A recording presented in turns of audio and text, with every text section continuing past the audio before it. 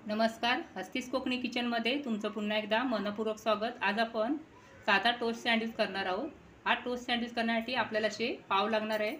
आता ह्या पावामध्ये कोणकोणते साहित्य आपल्याला घ्यावे लागणार आहे ते पाहूया। तर आधी आपण एकच पाव घेणार आहोत, हे बाजूला ठेवूया आणि सर्वात आधी याला लोणी लावून घ्यायचे। लोणीऐवजी तुम्ही तूप घेतला तरी चालेल।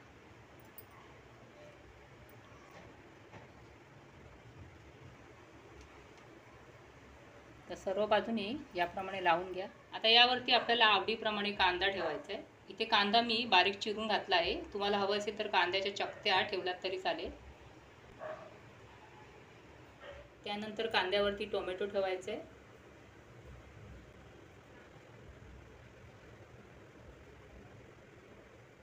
टोमॅटो मी इथे थोडी जास्त घालते, कारण आमच्या घरामध्ये टोमॅटो थोडे जास्त घालावे लागतात। आता बटाटा ठेवायचा आहे।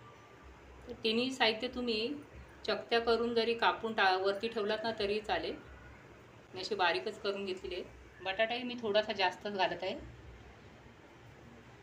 फक्त कांदा आम्हाला कमी लागतो म्हणून कांदा मी कमी घातलेला आहे। आता यावरती अगदी चिमूटभर आपल्याला सर्व बाजूने असं मीठ घालायचं आहे।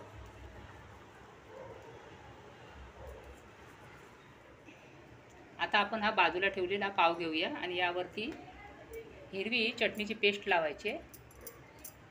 अगदी थोडी लावा, आता सँडविच अगदी तिखट होईल। फक्त चवीसाठी म्हणून आपल्याला इथे लावायचं आहे। आता दुसऱ्या पावालाही लावून घ्यायचे। यावरतीच आपल्याला टोमॅटो सॉस घालायचा आहे आणि सर्व बाजूने असं छान लावून घ्यायचे। आता दुसऱ्या पावालाही लावून घ्यायचं आहे। तर आता हिरवी चटणी आणि टोमॅटो सॉस लावून झालेला आहे। आता हा उलटा करून यावरती ठेवायचा आहे। त्यानंतर दुसरा पावही यावरती ठेवायचा आहे।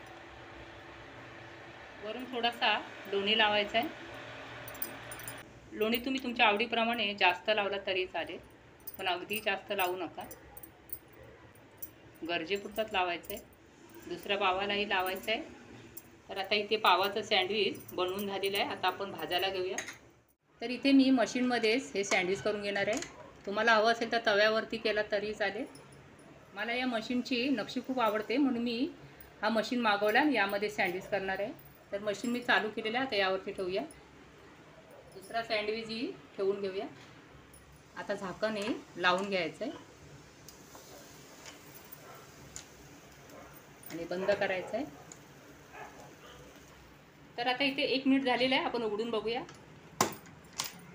तर याप्रमाणे उघडायचं आहे। तर बघा झालेलं आहे।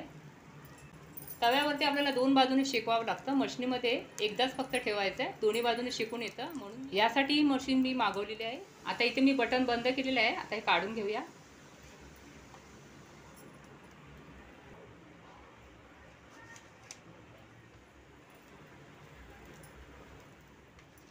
तर दोन्ही सँडविच मी काढून घेतलेले आहे आणि मी तुम्हाला दाखवते। दोन्ही बाजून छान भाजलं गेलेलं आहे। हे बघा, छान अगदी भाजले गेलेलं आहे।